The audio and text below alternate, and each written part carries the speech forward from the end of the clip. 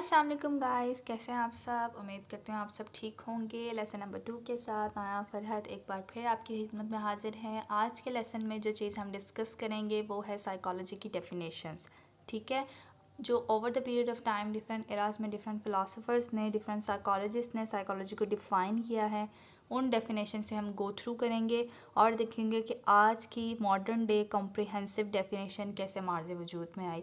मैं आपको यहाँ बताती चलूँ कि ये जो लेसन है, लेसन नंबर 2, वो 2 पार्ट पे कंसिस्ट करता है। ठीक है, इसके 2 पार्ट्स हैं, 2 पार्ट में डिवाइड किया गया है ताकि स्टूडेंट्स की जो है ना अटेंशन की कंसिस्टेंसी बरकरार रहे। ठीक है, वो इससे फेड अप ना हो जाए कि इतना लंबा लेक्चर। तो स्टार्ट करते हैं अपना लेसन। क्या आखिर को ये डेफिनेशंस थी क्या। हमने लेसन नंबर 1 में एक चीज़ डिस्कस की थी कि जो टर्म है साइकोलॉजी की वो ड्राइव हुई है 2 ग्रीक वर्ड से, एक साइकी एंड लोगोस। साइकी का मतलब है सोल, माइंड, कॉन्शियसनेस, और लोगोस का मतलब है नॉलेज। तो इसी मीनिंग की बुनियाद पे डिफरेंट फ़िलासफ़र्स ने जो है ना साइकोलॉजी को डिफरेंट एराज में डिफ़ाइन किया है। सबसे पहले इसको साइंस ऑफ सोल कहा गया, फिर इसको साइंस ऑफ माइंड कहा गया, फिर इसको साइंस ऑफ कॉन्शियसनेस कहा गया, फिर इसको साइंस ऑफ बिहेवियर कहा गया।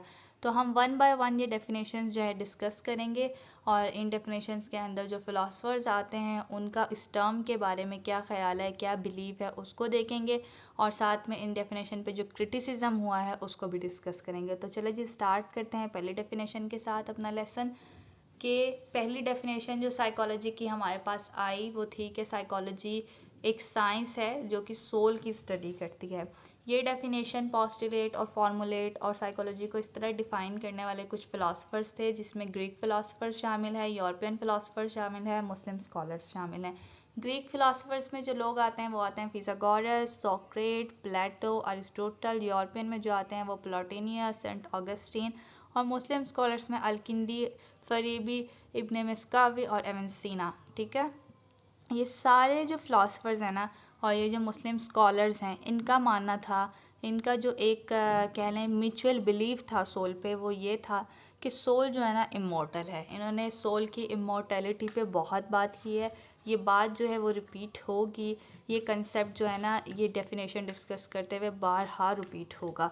ठीक है, तो जो इनका म्यूचुअल कंसेप्ट था, म्यूचुअल बिलीफ था सोल को लेके, वो ये कि सोल जो है इमॉर्टल है, उसको कभी मौत नहीं आती, उसकी एग्जिस्टेंस हमेशा कायम रहेगी। इवन के जिस्म जो है वो मर भी जाए उसके बाद भी जो है ना सोल बाकी रहेगी। तो स्टार्ट करते हैं ग्रीक फ़िलासफ़र से, जिस पे सबसे पहले फिथागोरस है। फिथागोरस का कहना था सोल जो है ना वो इम्प्रिजेंट है। इम्प्रिजेंट का मतलब है कैदी है, वो ट्रैप है हमारी बॉडी में। जब डेथ हो जाती है किसी जानदार की, या कह लें किसी इंसान की डेथ हो गई, तो उसकी जो सोल है ना वो आज़ाद हो जाती है। अब वो उस आज़ादी के बाद दुनिया में जो है ना कहीं भी घूम सकती है, कहीं भी भटक सकती है, और चाहे तो वो किसी और में ट्रांसफ़र भी हो सकती है। जी हाँ, फिथागोरस का बिलीव था ट्रांसमाइग्रेशन पे। उसका कहना था कि सोल को जब आज़ादी मिल गई है तो वो अब जिस जिस भी जिस्म में चाहे, जिसकी भी जिस्म में चाहे, जिसकी भी बॉडी में चाहे वो जा सकती है और अपना घर वहाँ पे बना सकती है। दूसरा जो फ़िलासफ़र इसमें आता है वो है सोक्रेट। सोक्रेट को वो पहला फ़िलासफ़र माना जाता है जिसने साइकी का वर्ड सोल के लिए इस्तेमाल किया। वो जो हमने ग्रीक वर्ड्स पढ़े थे ना कि 2 ग्रीक वर्ड है साइकी एंड लोगोस, वो जो साइकी वर्ड है ना पहली दफ़ा सोल के लिए सोक्रेट ने इस्तेमाल किया। और इसका मानना था सोल जो है ना वो सुपीरियर है बॉडी से। ठीक है, सोल को आला दर्जा हासिल है बॉडी से। बॉडी एक इन्फीरियर चीज़ है और उसकी इन्फीरियरिटी, उसकी कमतरी इसी में है क्योंकि उसको मौत आ जाती है। सोल को मौत नहीं आती, वो एक इमॉर्टल चीज़ है, इसलिए वो बॉडी से सुपीरियर है। इसके बाद इसने हमें सोल की प्यूरिफिकेशन का भी एक तरीका बताया कि अगर आप सोल को प्यूरिफाई, फ़िल्टर और पाक साफ़ करना चाहते हैं ना तो उसके लिए ज़रूरी है कि आप नॉलेज एक्वायर करें, इल्म हासिल करें। ठीक है जी। सोक्रेट के बाद जो प्लेटो का वो इरा आता है, और प्लेटो ने सोल को और बॉडी को 2 डिस्टिंक्ट सिस्टम के तौर पे बयान किया। उसका कहना है कि सोल एक अलग चीज़ है, बॉडी एक अलग सिस्टम है। ठीक है, वो दोनों कंबाइन एस्पेक्ट में नहीं जुड़े होते। और इसका भी इस पे बिलीव था कि सोल जो है वो इमॉर्टल है और जबकि बॉडी जो है वो मॉर्टल है। इसके अलावा इसका ये भी मानना था कि सोल जो है वो शेडो है जिसको आप फील कर सकते हैं, जैसे कि आप अपना साया फील कर सकते हैं ना, आप जहाँ जाते हैं साया जो है आपके साथ साथ होता है। इसी तरह जो सोल है ना वो भी एक शेडो की तरह ही काम करती है, वो भी आपके साथ साथ ही होती है अनटिल अनलेस आपको मौत ना आ जाए और वो सोल जो है ना वो आज़ाद ना हो जाए। अरिस्टोटल जो है उसका मानना था कि सोल जो है वो लिविंग प्रिंसिपल है, यानी कि एक दफ़ा फिर जो है ना ये सोल की इमोर्टैलिटी की तरफ ही लेके जाता है कि सोल को कभी मौत नहीं आनी, उसने हमेशा ज़िंदा रहना है, उस वो जो है ना लिविंग प्रिंसिपल पे काम कर रही है। और ये फर्स्ट वन कंसीडर किया जाता है, मतलब ये पहला वो फ़िलासफ़र था जिसने साइकोलॉजी के ऊपर एक एस्से लिखा था, साइकोलॉजी के ऊपर एक किताब लिखी थी जिसको हम डी एनिमा के नाम से जानते हैं। और सिर्फ इसी वजह से ये जो है ना हिस्ट्री का फर्स्ट साइकोलॉजिस्ट कंसीडर किया जाता है। ग्रीक फ़िलासफ़र्स के बाद जिनकी कॉन्ट्रीब्यूशंस आती हैं और जिनका आइडिया आता है सोल से मुतल्लिक, वो है यूरोपियन फ़िलासफ़र। यूरोपियन फ़िलासफ़र्स में प्लॉटिनियस आता है जो कि अरिस्टोटल का ही फॉलोअर था और जिसका यही मानना था कि सोल जो है वो लिविंग प्रिंसिपल के ऊपर जी रही है। सेंट ऑगस्टीन आता है प्लॉटिनियस के बाद जिसने डिक्लेयर किया सोल को इमॉर्टल। और मुस्लिम स्कॉलर्स भी जो थे जितने भी, जैसे कि एवन सीना, अल-किंडी, अल-फरीबी और इब्न मिस्कावी, इन सब की यही बिलीव था कि सोल जो है ना वो इमॉर्टल होती है। ठीक है, इन सब ने अब इस टर्म को जो है ना अपने अपने तरीके से डिफ़ाइन कर दिया, उसका कंसेप्ट बता दिया और साइकोलॉजी को साइंस ऑफ सोल कह दिया।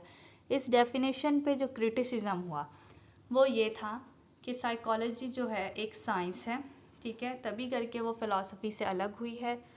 और जब आप साइंस कह देते हैं किसी एक सब्जेक्ट को तो उसमें ultimately experimentation, testing, observation, scientific process जो है ना, साइंटिफिक अप्रोच वो शामिल हो जाती है। और जब ये एक अप्रोच शामिल हो गई है तो एक ऐसी चीज़ जो इमटेरियल है, ठीक है, ऐसी चीज़ जो रिलीजियस कॉन्सेप्ट है, ऐसी चीज़ जो इनविजिबल है, उस पर आप एक्सपेरिमेंट कैसे कर सकते हैं, उसको स्टडी कैसे कर सकते हैं। ये मुमकिन ही नहीं है कि आप उसको स्टडी करें लैब में ला के या फील्ड में जाके, क्योंकि सोल आपको दिख ही नहीं सकती, आप उसको टच ही नहीं कर सकते। और साइंस में एक्सपेरिमेंटेशन, टेस्टिंग और ऑब्जर्वेशन बहुत ज़रूरी है और साइकोलॉजी इट्सेल्फ एक साइंस है, तो ये साइकोलॉजी को जो है ना डिफ़ाइन नहीं करती, इसलिए इस डेफिनेशन को जो है कह लें कि अबेंडन कर दिया गया, निगलेक्ट कर दिया गया। इसके बाद जो डेफिनेशन हमारे पास आई वो ये है कि साइकोलॉजी को साइंस ऑफ माइंड कहा गया। ठीक है, हमने लेसन नंबर 1 में ये चीज़ डिस्कस की थी कि जो माइंड का वर्ड है वो रिप्लेस हो गया था मेंटल प्रोसेस की टर्म के साथ, तो वो भी हम इसमें डिस्कस करेंगे कि वो कौन सी सेंचुरी में जाके हुआ था और उससे पहले कौन से फ़िलासफ़र्स थे जो साइकोलॉजी को साइंस ऑफ माइंड कह रहे थे, और मेंटल प्रोसेस की टर्म आने के बाद वो कौन से साइकोलॉजिस्ट थे जिन्होंने उस साइकोलॉजी को उस टर्म के साथ डिफ़ाइन किया। तो देखते हैं। मैंने यहाँ पे इसलिए ये 2 अलग अलग ब्लॉग बना दिए ताकि आप जो है ना इन दोनों में फ़र्क देख सकें, फ़र्क इसका वाज़िया हो कि वो फ़िलासफ़र जिसमें प्लेटो, अरिस्टोटल और जॉन लॉक शामिल है। यहाँ जॉन के जो स्पेलिंग वो गलत हैं, एच नहीं यहाँ पे लिखा हुआ, आप इसको सही कर लीजिएगा। ठीक है, प्लेटो, अरिस्टोटल, जॉन लॉक, ये जो फ़िलासफ़र्स हैं इन्होंने साइकोलॉजी को साइंस ऑफ माइंड कहा, जबकि वो अर्ली साइकोलॉजिस्ट जिसमें विलियम वुंड और इबी टिश्नर आते हैं, इन्होंने साइकोलॉजी को साइंस ऑफ मेंटल प्रोसेस के तौर पे डिफ़ाइन किया। ठीक है, तो हम 1 बाय 1 इनका भी जो आइडिया, बिलीव है टर्म को लेके वो डिस्कस करेंगे। Plato was the first philosopher to tell the concept of mind, और उसने साथ में ये कहा था कि माइंड जो है वो आइडेंटिकल है सोल के साथ। अरिस्टोटल जो है उसने कहा था माइंड जो है ना वो फंक्शन ऑफ बॉडी है, जैसे बॉडी के बाकी सारे फंक्शन है इसी तरह माइंड का भी एक फंक्शन है। ठीक है, उसका ये कहना था माइंड जो है वो सुपीरियर है बॉडी से, क्योंकि माइंड जो है मैसेज सेंड करता है बॉडी को, तभी जाकर जो है ना बॉडी कोई ना कोई फंक्शन जो है परफॉर्म करती है। तो इसकी जो सुपीरियरिटी है वो इसी चीज़ में है क्योंकि ये बॉडी को चला रहा होता है। साथ में इसका ये मानना था कि जितनी हमारे मेंटल फंक्शंस है, जैसे कि जिसमें थिंकिंग है, सेंसेशन है, परसेप्शन है, वो हमारे एनवायरमेंटल रीजंस की वजह से हो रहे होते हैं, एनवायरमेंटल स्क्यूज़ की वजह से चल रहे होते हैं। John Locke 17th century philosophers कहलाता है और इसका कहना था कि माइंड और सोल जो है ना वो आइडेंटिकल है। जैसे कि सोल का कंसेप्ट है ना, माइंड का भी वही कंसेप्ट है, बस इसमें फ़र्क ये है कि सोल एक रिलीजियस फिनोमेना है, माइंड जो है वो साइकोलॉजिकल टर्म है। इसके अलावा इसने एक और टर्म हमें बताई जो टेबुला रासा के तौर पे याद रखते हैं हम, और जिसको इंग्लिश में हम कहते हैं ब्लैंक शीट। इसका कहना था एक बच्चा जब पैदा होता है ना तो वो उसका जो दिमाग होता है ना, उसका जो माइंड होता है वो ब्लैंक शीट होता है, टेबुलर रास्ता होता है। अब उस शीट पे जो कुछ आप लिखना चाहें आप लिखें तो उसकी पर्सनैलिटी वैसे ही बिल्डअप होगी, ठीक है। तो इसने इन्वायरमेंटल जो क्यूज़ हैं, इन्वायरमेंटल रीजंस है, उस पे इन्वायरमेंटल फैक्टर्स पे जोर दिया।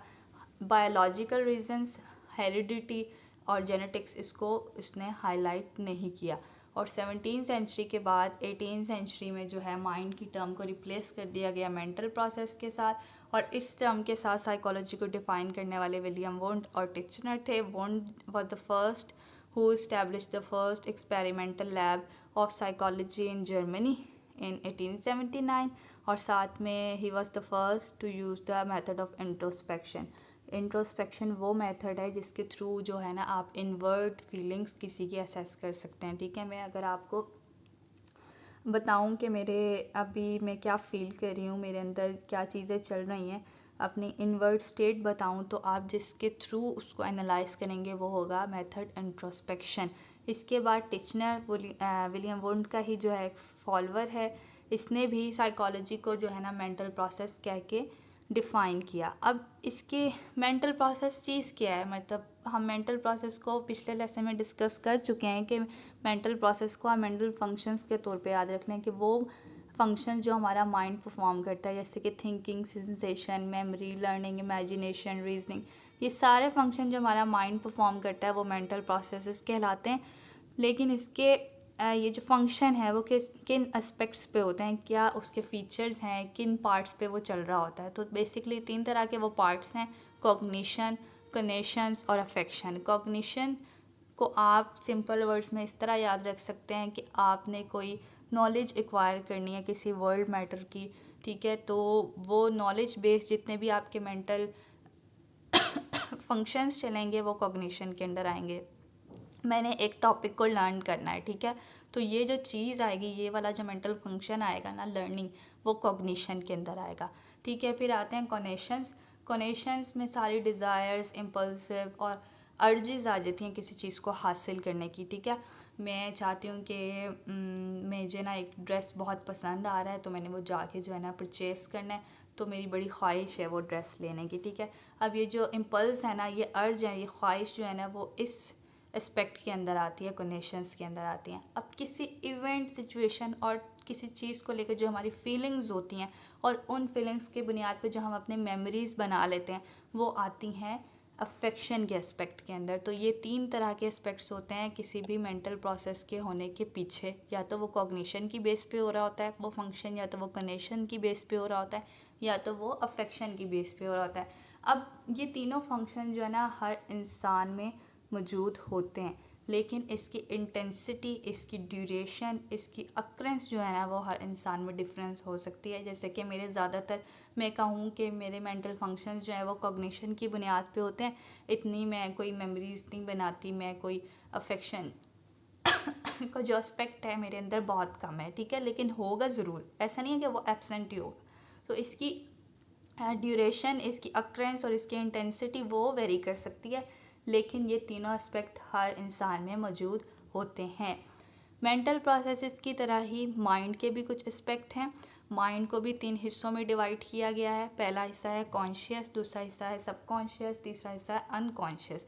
कॉन्शियस का पार्ट वो पार्ट है माइंड का जिससे हम अवेयर होते हैं, ठीक है, जो जिसको हम जानते हैं। अभी मेरे दिमाग में प्रेजेंट करंट मोमेंट में क्या चल रहा है मैं उससे अवेयर हूँ, तो वो वाला जो माइंड का मेरा पार्ट कहलाएगा वो होगा कॉन्शियस का पार्ट, ठीक है। दूसरा पार्ट होता है सबकॉन्शियस। वो पार्ट है ये गाइस जिससे हम अवेयर तो होते हैं, लेकिन हम इससे पूरी तरह अवेयर नहीं होते, लेकिन थोड़ा बहुत याद करने के साथ ही हमें वो बात जो है ना याद आ जाती है, हम उससे अवेयर हो जाते हैं। जैसे कि मैंने परसों क्या खाया, परसों मैंने कौन सा ड्रेस पहना हुआ था, परसों मैंने सबसे पहले उठ के क्या किया, ठीक है, वो हम उसको पूरी तरह भूले नहीं होते, हम उसको थोड़ी देर अगर याद करें तो वो चीज़ हमें याद आ जाती है। और ये जो थोड़े बहुत याद करने से जो चीज़ हमें याद आती है वो माइंड के इस हिस्से में आती है जिसको हम कहते हैं सबकॉन्शियस। थर्ड जो माइंड का पार्ट है वो है अनकॉन्शियस, जिससे हम पूरी तरह लाताल्लुक़ होते हैं, अनअवेयर होते हैं, ठीक है। इसमें हमारी सप्रेस्ड मेमोरीज़ आ जाती हैं, सप्रेस्ड डिज़ायर आ जाती हैं, वो ख्वाहिशें जो हमें बहुत पसंद होती हैं लेकिन वो ख्वाहिश पूरी नहीं हो सकती, तो मैं उसको कहीं ना कहीं सप्रेस कर देती हूँ, दफना देती हूँ उस कब्र में। और तो उस कब्र का नाम है अनकॉन्शियस, जिससे हम पूरी तरह कह रही हूँ सॉरी, पूरी तरह जो है ना अवेयर नहीं होते। तो ये माइंड के एस्पेक्ट्स थे और वो मेंटल प्रोसेस के एस्पेक्ट थे। अब जब साइकोलॉजी को साइंस ऑफ माइंड या साइंस ऑफ मेंटल प्रोसेस कह दिया गया, तो इस पे इन दोनों टर्म्स पे जो है ना क्रिटिसिज्म हुआ। माइंड पे जो क्रिटिसिज्म हुआ वो अगेंस्ट सोल वाला ही था कि ये एक इमेटीरियल चीज़ है, इनविजिबल है, प्राइवेट है, आप इस पे एक्सपेरिमेंट नहीं कर सकते, ठीक है। और मेंटल प्रोसेसेस जो है ना वो आप सब्जेक्टिवली स्टडी कर सकते हैं, मतलब कि अगर मैं बताऊँ तो आप उसका असेस कर सकते हैं, आप ख़ुद उसको ऑब्जेक्टिवली जो है ना एनालाइज नहीं कर सकते, वेरीफाई नहीं कर सकते, एग्जामिन नहीं कर सकते, क्योंकि मेंटल प्रोसेसेस हमेशा चल रहे होते हैं, ठीक है। हमारा दिमाग जो है ना हमेशा काम कर रहा होता है, कोई ना कोई फंक्शन परफॉर्म कर रहा होता है, वो रुक नहीं रहा होता।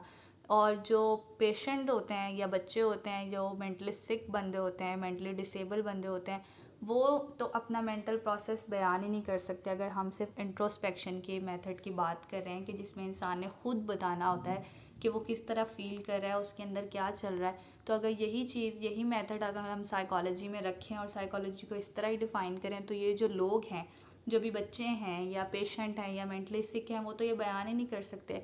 तो इसका मतलब है आप इन सब को निकाल के सिर्फ जो नॉर्मल बंदे हैं उनको स्टडी करते हैं साइकोलॉजी में, ऐसा नहीं होता। हमने इन लोगों को भी स्टडी करना होता है साइकोलॉजी में, इनकी भी साइंटिफिक स्टडी करनी होती है। तो इसलिए जो है ना इस क्रिटिसिज्म के साथ इस डेफिनेशन को भी अबेंडन कर दिया गया, और जो बाकी की जो 2 रिमेनिंग डेफिनेशन है वो हम पार्ट 2 में डिस्कस करेंगे।